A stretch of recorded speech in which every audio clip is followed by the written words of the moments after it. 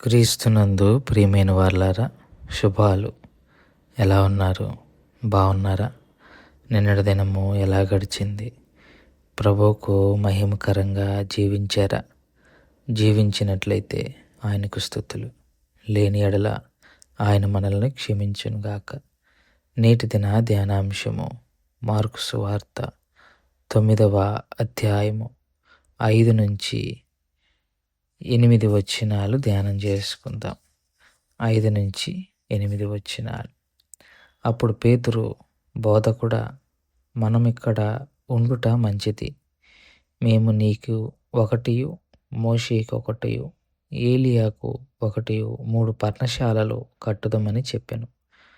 వారు మిగుల భయపడిరి గనుక తాను చెప్పవలసిందేమో అతనికి తెలియలేదు. మేఘం ఒకటి వచ్చి వారిని కమ్మగా, ఈయన నా ప్రియ కుమారుడు, ఈయన మాట వినుడని ఒక శబ్దము ఆ మేఘంలో నుండి పుట్టెను.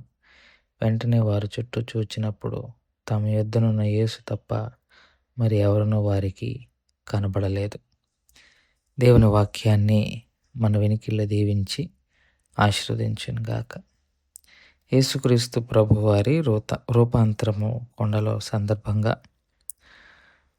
ఏలియా, మోషే యేసు ప్రభువారితో మాట్లాడుచున్నప్పుడు వారి డిస్కషన్స్లో పేతురు ఇన్వాల్వ్ అయ్యి డిస్టర్బ్ చేసినట్టుగా మనం చూడొచ్చు.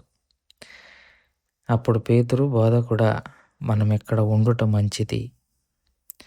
పేతురు ఎంతకాడికి యేసు ప్రభువారు మరణం పొందుకోకూడదు అన్న ఉద్దేశంతోనే ఉన్నాడు. అంతకుముందు తన మరణాన్ని యేసు ప్రభువారు ప్రవచిస్తారు కదా, అక్కడి నుంచి పేతురు కాస్త డిస్టర్బ్డ్గా ఉన్నాడు. అందుకే ప్రభువా, మనం ఇక్కడ ఉండిపోదాం, నీకు, మోషేకి, ఏలియాకి ఒక పర్ణశాల కట్టేస్తా.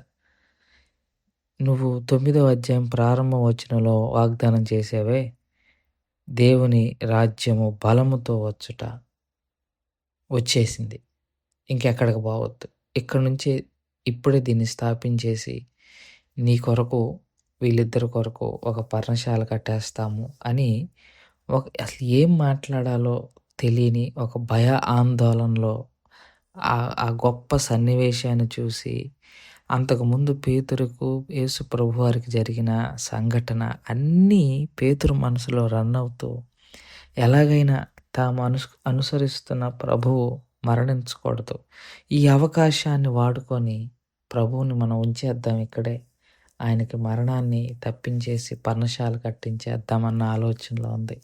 ఇక్కడ ఒక ఆసక్తికరమైన విషయం, బైబిల్ భాషను తెలుగులో తర్జుమా చేసిన వారిలో బ్రాహ్మణులు ఉన్నారనటానికి ఇక్కడ వాడిన పదప్రయోగం మనం చూడాలి. పర్ణశాలలు అన్నది భారతీయ భాష, ప్రత్యేకించి హైందవ భాష. పర్ణశాలలు కట్టుకుంటూ ఉంటారు. వాస్తవానికి ఇంగ్లీష్ బైబిల్లో ట్యాబర్నకల్ అని ఉంటుంది. ట్యాబర్నకల్ అనగా గుడారము, గుడారం అనగా దేవుని నివాస స్థలము. సో ఇక్కడ పర్ణశాలలు కడతాము అని అంటే, నీకంటూ ఒక నివాస స్థలం నేను ఇక్కడ కడతాను, మీరు ఇంకా ఎక్కడికి వెళ్ళిపోకండి అని తాను భయపడి ఉండటం వలన తాను ఏం మాట్లాడుతున్నాడో తనకే అర్థం కాని స్థితిలో పేతురు భక్తుడు మాట్లాడినప్పుడు, ఈసారి యేసయ్య గద్దించటంలా సాక్షాత్తు తండ్రే గద్దించారు. ఇక్కడ పాపం పేతురు యొక్క దీనస్థితి మనం చూడాలి. ముందు అధ్యాయంలో యేసయ్యతో తిట్టించుకున్నాడు, ఏది నీకు ఆ శిలువ మరణం తప్పిపోను గాక అని. ఇప్పుడేమో తండ్రితో తిట్టించుకుంటున్నాడు. తండ్రితో కూడా అది గద్దింపే, తర్వాత చెప్పబోయే మాట గద్దింపే. ఈ సంఘటన ప్రభువారు ఎందుకు పేతురుకి వీళ్ళందరికీ చూపించారంటే, సాక్షులుగా ఉండటానికి.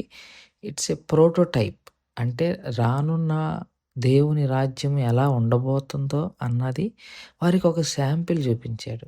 దీన్ని పేతురు వాడేసుకొని యేసయ్య శిలువ మరణం పొందకూడదు అన్న ఆలోచన పాపం మంచిదే, కానీ దేవుని చిత్తంలో అది లేదు. ఇక అందుకే ఈసారి డైరెక్ట్గా దేవుడే ఒక మేఘం రూపంలో వారిని కమ్ముకొని ఈయన నా ప్రియకుమారుడు, ఈయన మాట వినుడి అని ఒక శబ్దము మేఘంలో నుండి పుట్టటం వారు చూస్తారు. సో, దేవుడు యేసు ప్రభువారిని మళ్ళీ పేతురుకు గుర్తు చేస్తూ, మీరు ఆయన మాటేనండి. ఆయన ఏం చెప్పాడు 8వ అధ్యాయంలో? నేను చనిపోయి తిరిగి లేవాలి. అది జరుగుద్ది. మీరు ఆయన మాట వినండి అని ఒక శబ్దం చెప్పటం వారు విన్నారు. వెంటనే వారు చుట్టూ చూచినప్పుడు తమ యొద్దనున్న యేసు తప్ప మరి ఎవరునూ వారికి కనబడలేదు. అంటే మత్తయి సువార్తలైతే ప్రభువు వచ్చి వారిని మేల్కొని లెగండి అన్నప్పుడు మత్తయి సువార్త 17:7లో లేవండి, భయపడొద్దు అని చెప్తాడు. అంటే వారు ఇంకా ఆ రూపాంతరం అనుభవం చూసి ఆ మహిమను ఇంకా చూడలేక పడుకుని పోయారు.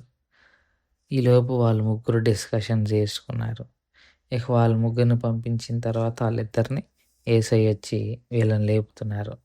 వీళ్ళని లేపేలోపు ఒక మేఘం కమ్ముకుంది కదా! ఆ మేఘం కమ్ముకోవటంలో నుంచి ఒక స్వరం రాగా ఆ స్వరానికి భయపడి నిద్రపోయారు.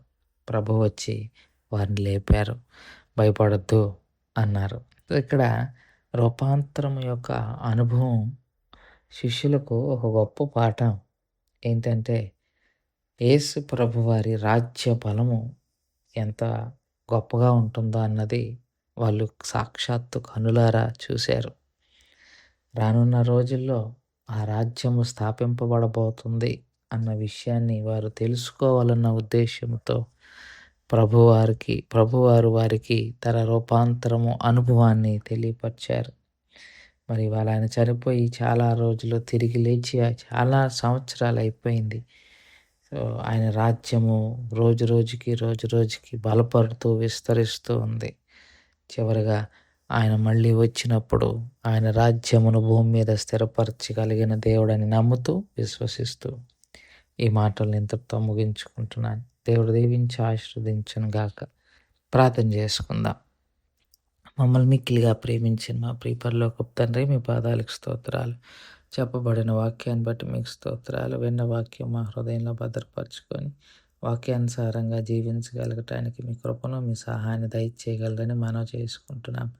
ప్రత్యేకించి ప్రభువా, సంఘంలో బలహీనులుగా ఉన్న వారందరినీ జ్ఞాపకం చేసుకొని బలపరిచి ఆరోగ్యాల చేత తృప్తిపరచమని యేసుక్రీస్తు ప్రభువారి పుణ్యనామములో అడిగి వేడుకుంటున్నాం తండ్రి. ఆమేన్. God bless you.